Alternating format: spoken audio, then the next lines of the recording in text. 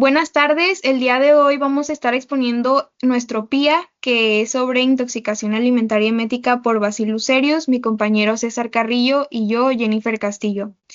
Nosotros somos del grupo 1. Bueno, pues comenzamos con el caso clínico, que es un masculino de 22 años sin antecedentes de importancia, que es llevado por un familiar al servicio de urgencias del Hospital Universitario, doctor José Eleuterio González.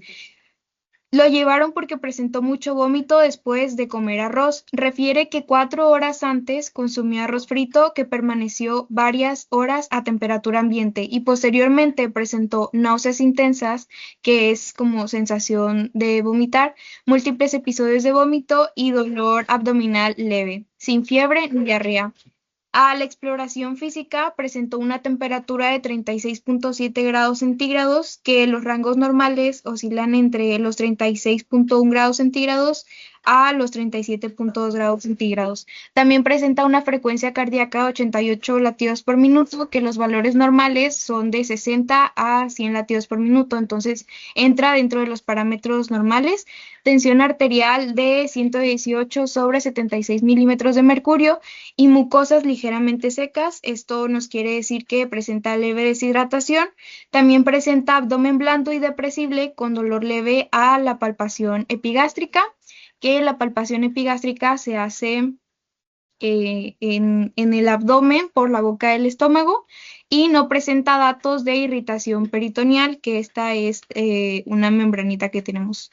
Se le hizo un examen al cultivo del alimento sospechoso con aislamiento de bacilos gram positivos formadores de esporas.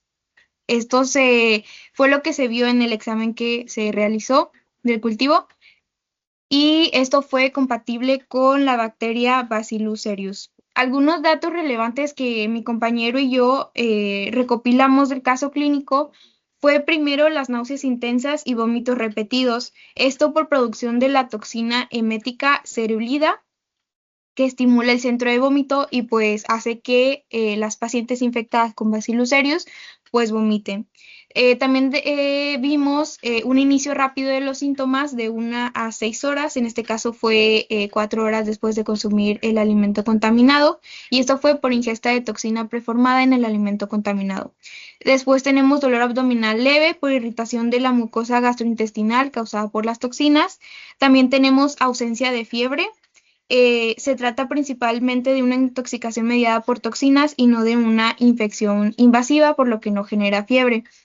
También tenemos una deshidratación leve, se menciona mucosas ligeramente secas, esto es por pérdida de líquidos secundaria a los episodios repetidos de vómito.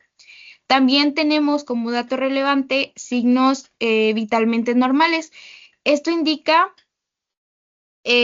pues que no se trata de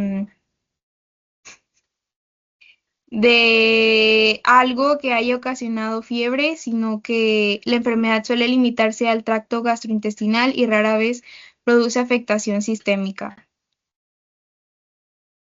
Después, en la etiología de Bacillus cereus, tenemos que es una bacteria Bacilo gram positivo y que es grande. Bacillus cereus se distingue por formar esporas y es aerobio facultativo y también es catalasa positivo. Es una bacteria móvil y principalmente produce dos síndromes clínicos. Tenemos una forma emética y una forma diarreica. En este caso clínico nosotros estamos viendo la forma emética y este es producido por la toxina cerulida.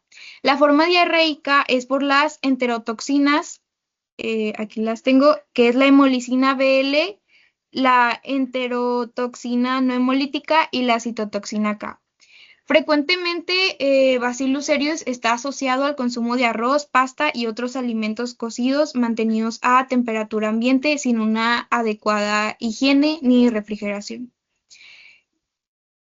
Como diagnóstico diferencial de Bacillus cereus tenemos principalmente dos intoxicaciones. La primera es por Staphylococcus aureus, que este también nos va a producir náuseas y vómitos de inicio rápido, un cuadro muy similar al de Bacillus cereus.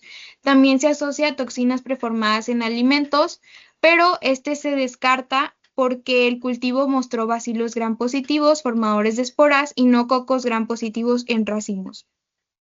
Aparte, Staphylococcus aureus, la intoxicación alimentaria está más presente en la papa horneada y en el caso clínico vemos que el paciente ingirió arroz frito. También tenemos otro diagnóstico diferencial. Aquí vemos una intoxicación por Clostridium perfringens. Este también está asociado a alimentos contaminados. Sin embargo, en Clostridium perfringens predomina más la diarrea y el dolor abdominal. Y en Bacillus, en una intoxicación alimentaria por Bacillus cereus, predomina más el vómito. Y pues sí, se descarta porque el paciente presentó principal vómitos y no diarrea. Ahora vamos a ver la epidemiología que nos la va a platicar un poco más mi compañero César.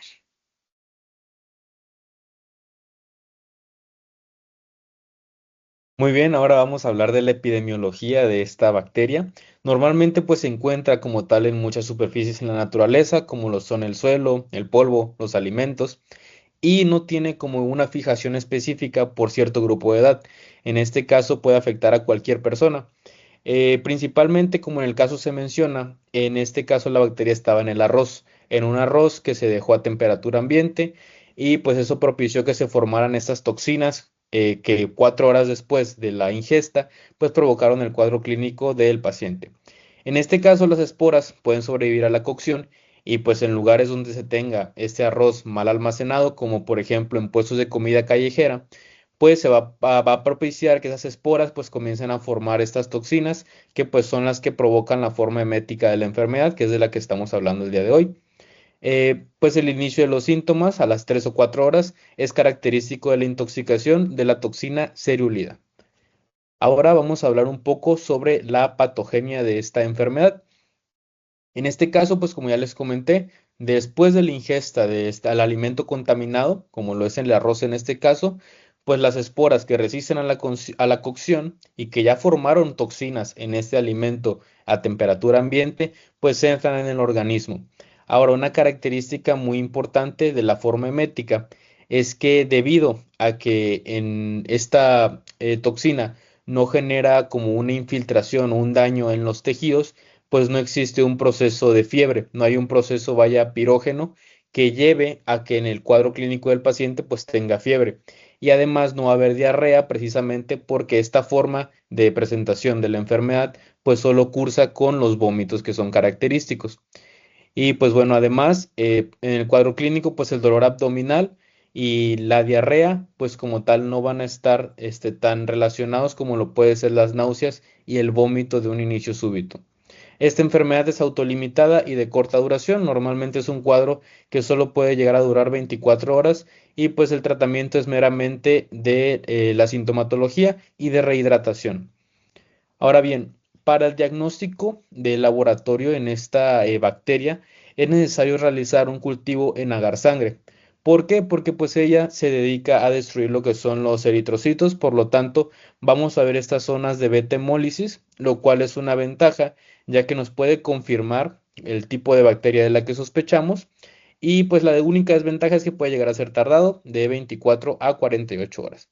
Ahora bien, evidentemente la tinción de Gram y la microscopía pues van a ser fundamentales, ya que vamos a identificar la morfología característica de este microorganismo, que serán bacilos gram positivos formadores de esporas, a diferencia de, por ejemplo, Staphylococcus aureus, que pues veremos cocos gram positivos, pero agrupados en racimos. Ahora bien, la detección de toxinas por medio de la PCR, pues evidentemente es más específico porque al detectar el genoma completo de la bacteria puedo ver si tiene estos genes que se dedican a la producción de las toxinas y pues puedo verlos directamente y saber que se trata de un Bacillus cereus. Sin embargo, obviamente pues es más costoso, por lo que pues quizá en nuestro país no se llegue al diagnóstico directamente por esa técnica. Ahora bien, en cuanto a la inmunidad, pues las barreras naturales, como en la mayoría de los casos, confieren esta protección al ser humano. El ácido gástrico y la microbiota intestinal limitan ese crecimiento bacteriano. Entonces, en personas que cursen también, por ejemplo, con acloridria, pues pueden llegar a tener una infección inclusive más fuerte debido a que no tienen esta barrera protectora. Ahora bien, los neutrófilos y los macrófagos eliminan las bacterias ingeridas que alcanzan el intestino, pues obviamente está esta parte de la respuesta inmune. Ahora, la respuesta inflamatoria es limitada porque la toxina causa estos síntomas, pero sin invasión tisular. Entonces, la respuesta inmune se queda mediada por lo que son elementos del sistema humoral, no entrando tanto los del sistema celular, ya que no infiltra los tejidos. Sin embargo, esto explica la ausencia de la fiebre en el paciente, pues porque no hay esta invasión tisular. Ahora, cuanto al resultado, pues la enfermedad suele ser autolimitada, menos de 24 horas por la eliminación de la toxina y por la acción de estas defensas intestinales. Ahora, ¿cómo prevenimos esta intoxicación, esta enfermedad?